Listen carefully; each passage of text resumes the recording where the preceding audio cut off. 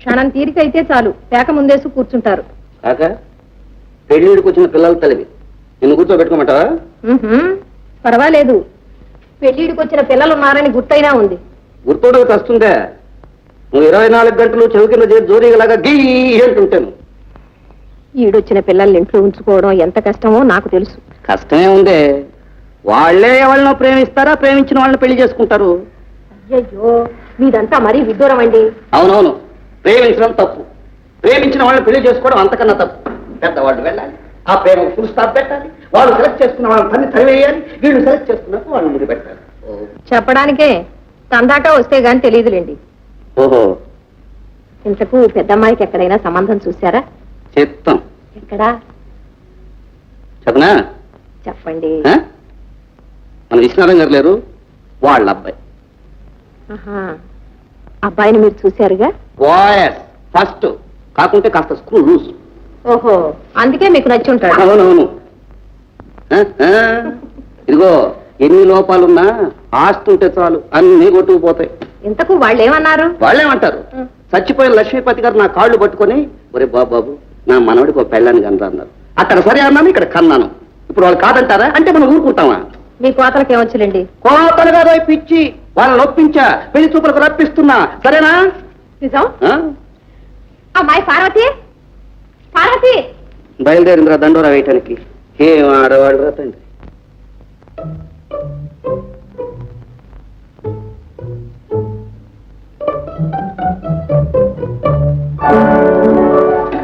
ఏమంటో అక్కయ్య గారు, ఇంతసేపు ఉన్నారు? తిక్కి శంకరం గారు కబుర్లంతా చక్కగా చెప్తారా? కబుర్లో కాకరకాయలు ఊరుకో. ఆహా, నువ్వు నాకు చెప్పాలి, నేను ఆయన కబు చెప్పాలి. చెప్పు. అబ్బబ్బబ్బా, నన్ను విసిగించుకే, అసలే మనసులో లేదు. నన్ను వెళ్ళని. ఏ అక్కడే వదిలేసి వచ్చావా? పోనీ ఆయన మనసునే తెచ్చుకోలేకపోయావా? ఇందు కొట్టానంటేనా? కొడతావా? కొట్టు. ఎక్కడ పడ్డావో అమ్మతో నిజం చెప్తావే. చూడవే అమ్మా. అమ్మెందుకే? ఏమిటరా నీ గొడవ? ఏమిటే ఇందు? అది కాదమ్మా, అక్క ఏమో వడ్డీదనమ్మా. నిజం అమ్మా, నన్నేమో 2 జడ్లమ్మా ఈ ఎగతాళి చేస్తుంది. నన్ను చీపు చుట్టమ్మా ఎగతాళి చేయాలా? ఏమిటమ్మా నువ్వు కూడాను? ఇంకే, నా 2 జడ్లు నీకు ఇచ్చేస్తాను, నీ చీపు జుట్టు నాకు ఇచ్చే.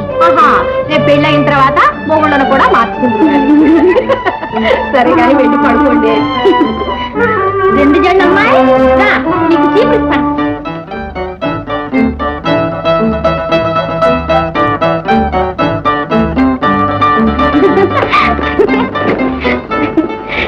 ఇందు, మనిద్దరం కలిసి ఇల్లంతా అల్లరి పెట్టేస్తున్నాం కదే.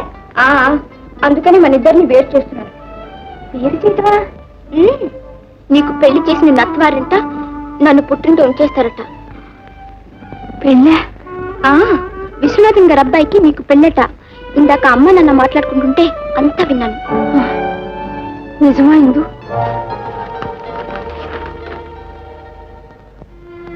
పెళ్లి జీవితానికంతా ప్రధానమైంది. ఇప్పుడు తప్పటడుగు వేస్తే బ్రతికినంతకాలం బాధపడాలి. నిజమే, కానీ పూర్వకాలం మనిషి కాదు. ముందు నేను మా ఊరు వెళ్ళి రావాలి. అల్లుడు గారు వచ్చేదాకా అమావాస సాగ. అవతల వాళ్ళు రేపు మాపు పెళ్లి చూపులకు వస్తారట. ఏమైనా మా తాతగారితో చెప్పకుండా నేనే పని చేయలేదు. నాకున్నది ఆయన ఒక్కడి. ఆ ఒక్కడిని నేను నిర్లక్ష్యం చేయలేదు. ఆయనకు ఆ వయసు అయిపోయింది. ఈ వయసులో ఆయన మనసు కష్టపెట్ట నాకు ఇష్టం లేదు. ఆయనకు వయసు అయిపోయింది. ఉన్న వయసు అంతా మనకు ముందే ఉంది. ఆయన కోసం మన బ్రతుకు పాడు కావాలా? పార్వతి, పార్వతి, నాకు తల్లి చెప్పి చేస్తానంటున్నా అంతే. ఆ జ్ఞానం నాకు లేకపోయింది, క్షమించండి. పారు, పారు, నీవు నన్ను సరిగ్గా అర్థం చేసుకోలేదు. పారు, అర్థమైంది.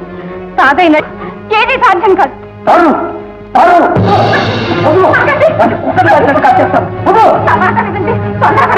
నాకే ద్రోహం తలపెట్టారా?